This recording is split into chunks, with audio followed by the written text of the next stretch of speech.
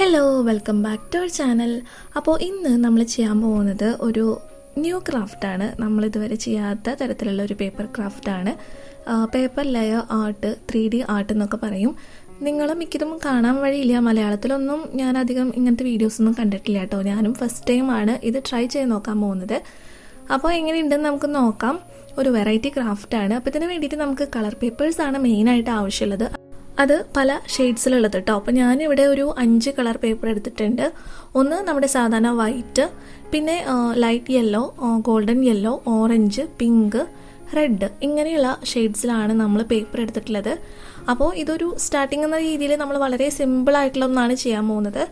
അപ്പോൾ നിങ്ങൾ കണ്ടിട്ട് അഭിപ്രായങ്ങളൊക്കെ പറയാം. അപ്പോൾ നമുക്ക് ഇതിനും വെറൈറ്റി സംഭവങ്ങൾ ചെയ്യാം കേട്ടോ.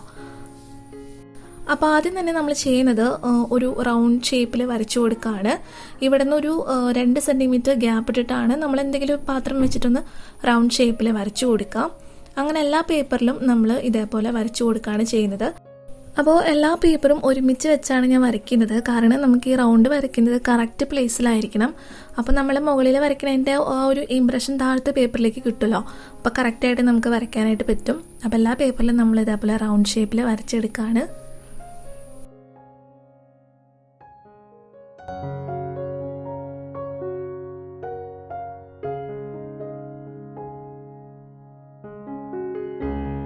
അതുപോലെ തന്നെ ഇവിടെ നിന്നും ഒരു 2 സെൻറ്റിമീറ്റർ മാറ്റിയിട്ട് നമ്മൾ ബാക്കി ഭാഗം കട്ട് ചെയ്ത് മാറ്റാണ്.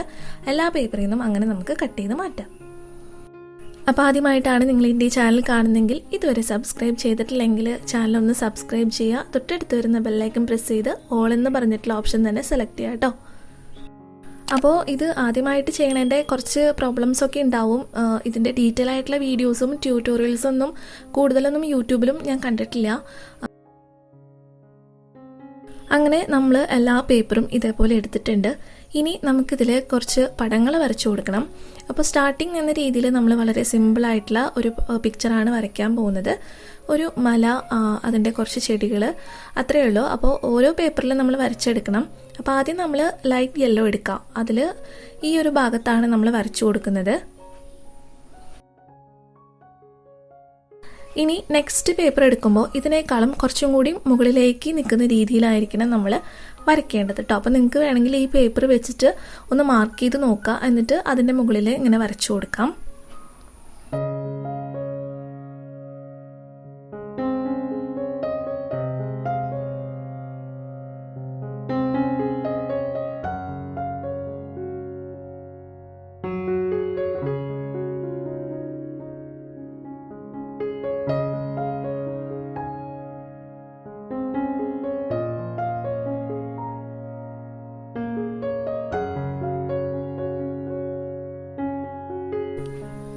അതും അല്ലെങ്കിൽ നിങ്ങൾ ഈ പേപ്പർ വെച്ച് ട്രേസ് ചെയ്യണ പോലെ വരയ്ക്കാം.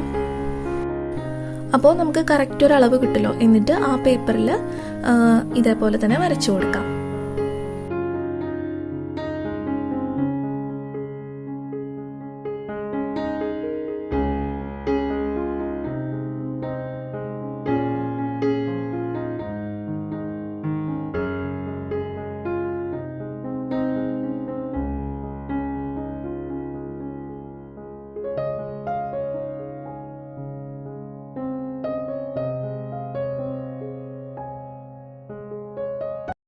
ഇതുപോലെ 4 പേപ്പറിലും നമ്മൾ വരച്ചെടുക്കണം.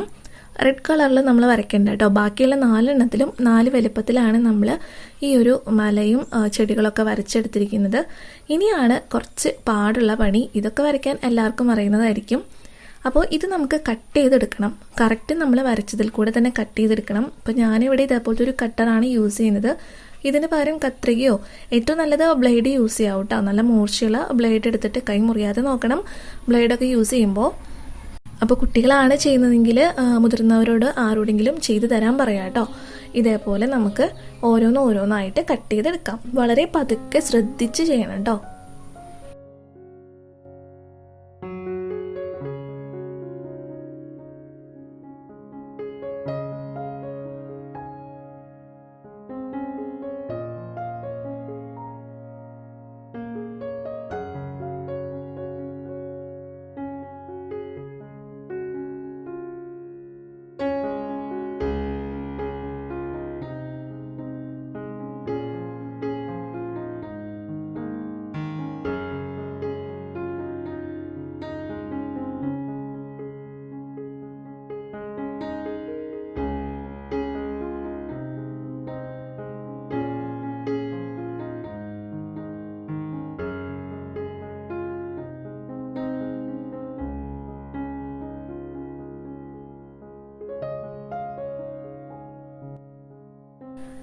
അങ്ങനെ നമ്മളെല്ലാതും കട്ട് ചെയ്തെടുത്തിട്ടുണ്ട്. ആദ്യത്തെ 2 മാത്രമേ ഇത്തിരി ബുദ്ധിമുട്ടുള്ളൂ, ആ ചെറിയ പ്ലാന്റ്സ് ഉള്ള കാരണം. ബാക്കിയുള്ളതൊക്കെ ഈസി ആയിട്ട് നമുക്ക് കട്ട് ചെയ്തെടുക്കാനായിട്ട് പറ്റും.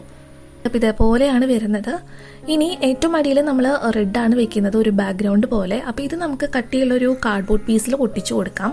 അപ്പോൾ ഞാനിവിടെ ഒരു ചട്ട എടുത്തിട്ടുണ്ട്. ഇതിലേക്ക് നമ്മൾ ആദ്യം റെഡ് പേപ്പർ ഒട്ടിച്ചു കൊടുക്കുകയാണ്.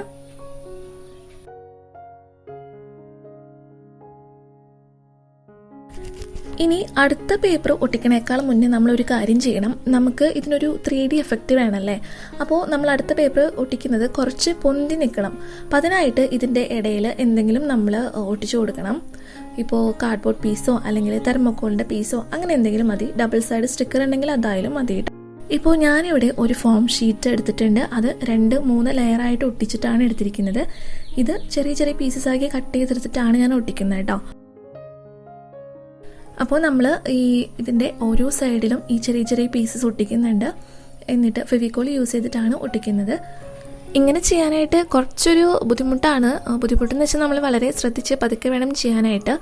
എനിക്ക് തോന്നുന്നു കുറച്ചും കൂടി വലിയ നീളമുള്ള പീസ് എടുത്തിട്ട് ഒരു 4 സൈഡിലും ഒട്ടിച്ചിട്ട് വെക്കുകയാണെങ്കിൽ ഒന്നുകൂടി എളുപ്പമായിരിക്കും തോന്നുന്നു. പക്ഷേ അപ്പോൾ ഈ ഒരു ലുക്ക് കിട്ടുമെന്ന് എനിക്കറിയില്ല. എന്തായാലും ട്രൈ ചെയ്ത് നോക്കിയാലേ നമുക്ക് മനസ്സിലാവുള്ളൂ കേട്ടോ.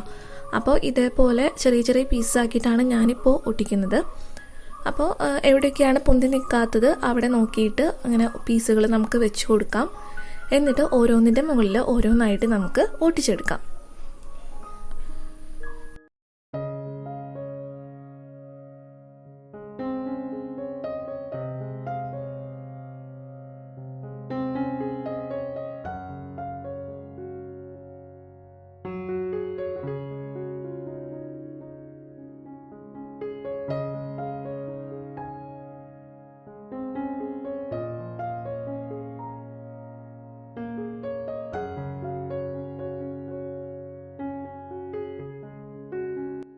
കണ്ടില്ലേ? അപ്പോൾ നമുക്ക് ശരിക്കും ഒരു 3D എഫക്റ്റ്, പേപ്പറൊക്കെ ഇങ്ങനെ പൊന്തി നിൽക്കുന്ന കാരണം ശരിക്കും ഒരു 3D എഫക്റ്റിലാണ് ഇത് വരുന്നത്.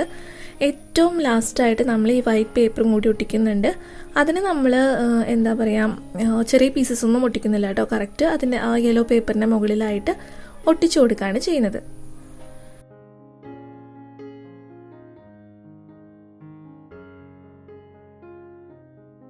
അപ്പോൾ ഏകദേശം കംപ്ലീറ്റ് ആയിട്ടുണ്ട്. ഇനി ഒന്നും കൂടിയും ഒരു ഭംഗിക്ക് വേണ്ടിയിട്ട് നമുക്ക് ഒരു അസ്തമയ സൂര്യനും കൂടി ഉണ്ടാക്കാം. അപ്പോൾ അതിനായിട്ട് യെല്ലോ പേപ്പറിൽ നിന്ന് ഒരു റൗണ്ട് ഷേപ്പിൽ നമ്മൾ വരച്ചെടുത്തിട്ടുണ്ട്. എന്നിട്ട് ബാക്കിയുള്ള പേപ്പറിൽ നിന്ന് ചെറിയ ചെറിയ പീസസ് ഇതേപോലെ കട്ട് ചെയ്തെടുത്തിട്ടുണ്ട്. ഇത് നമുക്ക് ഇതിൽ ഒട്ടിച്ചു കൊടുക്കാം.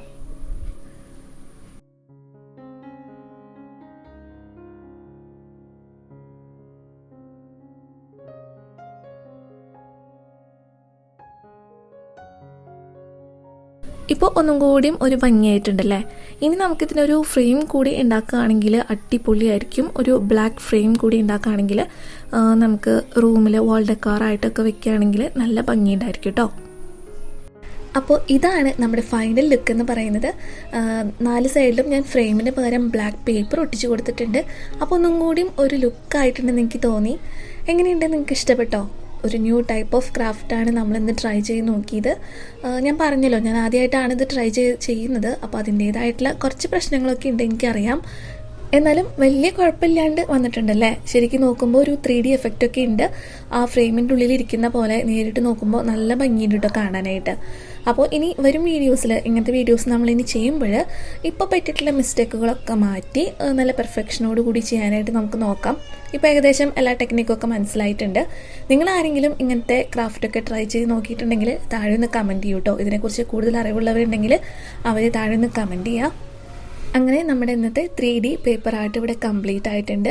നിങ്ങൾക്ക് എല്ലാവർക്കും ഇഷ്ടപ്പെട്ടു എന്ന് വിചാരിക്കുന്നു. അപ്പോൾ ഇത് ഡബിൾ സൈഡ് സ്റ്റിക്കർ യൂസ് ചെയ്തിട്ട് നമ്മുടെ ചുമരിൽ ഒട്ടിക്കാവുന്നതാണ്. അല്ലെങ്കിൽ ഒരു കൊളുത്ത് പോലെ ഉണ്ടാക്കിയിട്ട് തൂക്കിയിടോ അങ്ങനെ എന്താണെന്ന് ചെയ്യാം.